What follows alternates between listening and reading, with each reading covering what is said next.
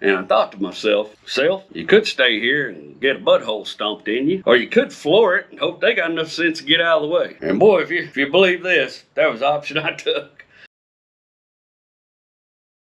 I saw my first punk rock show in that car. I had never heard of punk rock up until that point. I mean, I knew some popular music and stuff, but I mostly just listened to country music like my friends, or if I was with my dad, like old classic rock, and my mom would listen to oldies. I didn't know. Nobody had told me about punk rock. Nobody told me that there was this magical place you could go and see a music you'd never knew existed yet. And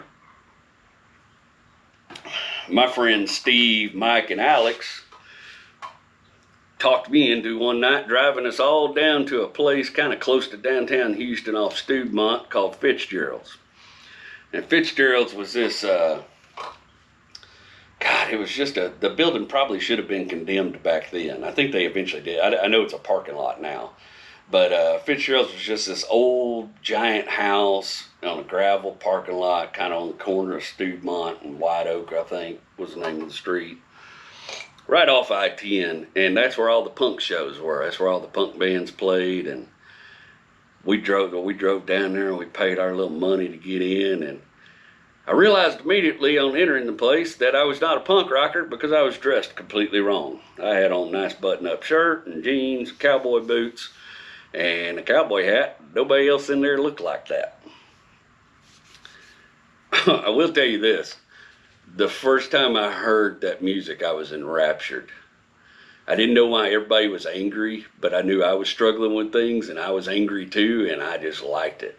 I was in this room full of angry people listening to some angry music, and the band was called 30 Foot Fall. They were doing a cover of a Cure song, and it was one of the most amazing. Their guitarist, who sadly since has passed on, just was killing it, bro. It was one of the coolest things I'd ever heard. I was just enraptured. I couldn't help it.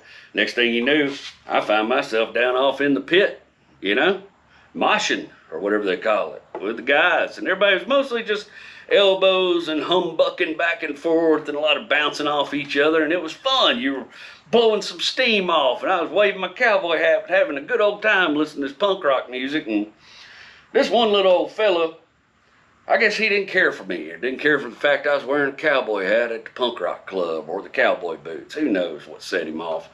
But he come up and he kicked me off in the back of the knee about 3 or 4 times. And by that point in my life, I had been a short, chubby kid, had been bullied a lot, and was done with that. That was kind of the mean part of my life, where I had it with bullies. And this kid was about my size, but he done kicked me in the back of the knee about 2 or 3 times. So I turned around and whopped the piss out of him. Just gave me everything I had, and the most untrained punch you could ever imagine, just right in the side of the face. Whop! I think I hit him more with my thumb than I did anything else. But he didn't have much of a constitution, because he hit the ground pretty quick. He went down, stumbled, fell all over himself. And it was at that point that me, Steve, Mike, and Alex realized the only friends we had in that place was us. Because all of a sudden, most of these guys down in the pit, most of these guys at this concert, it just explained to you, they were like maybe 16, 17 years old, but little rakes, right? These guys are 5'5", 100 pounds soaking wet, little underfed, punk rock kids, basically. But all the big dudes are on the wall, and they start coming off the wall, coming towards us. And that was a, pretty good indication it might be time to go. Now, at the time, my buddy Mike had just come out of Navy boot camp, and boy, he was just itching to hit something different than him. And Mike went to swinging and punching and making his way for the door. Mike was a pretty stout old boy. He was doing some damage. Now, me and Alex, we were the artists of the bunch. We were a little less confrontational than the rest of them. So all we could think about was how to get the hell back to that El Camino. And we started making our way to the door and shoving people off of us. And it's not a far trip from the dance floor to the door. And once we got to the door, we felt like we was in the clear. We started boogieing across that gravel parking lot for the El Camino. And I don't know if you ever tried to run across a sharp gravel parking lot in a pair of slippery cowboy boots, but it might be the silliest thing you ever do in your life.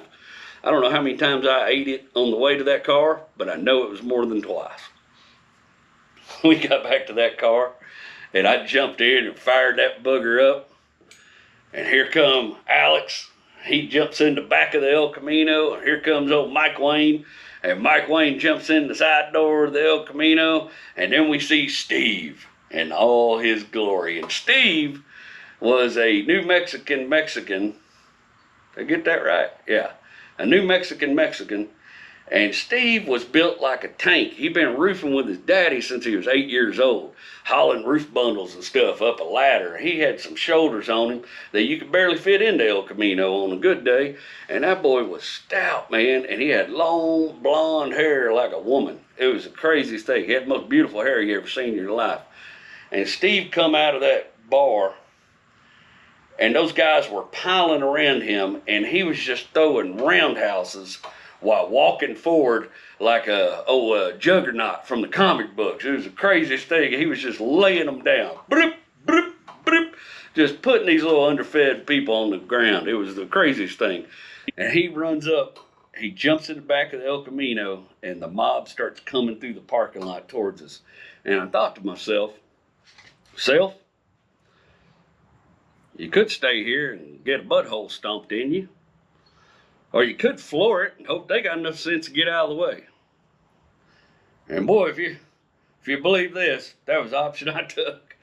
I mashed on that gas, buddy. I'll just never forget them opening up like the Red Sea was parting, right? It was the craziest thing. They just opened up and made a channel for that car. And I may have hit one or two. Who knows? That's not really important. But what I will tell you is that when we hit Studemont sideways, Bubba. Just them old junkyard, no, they were used Baird tires from Kilgore. Them old used tires was slinging rubber like I was opening a condom factory, buddy. I mean, we were howling, dude. We got that thing on I-10. I didn't let off the gas until we were almost all the way back home, like on West Park off Highway 6.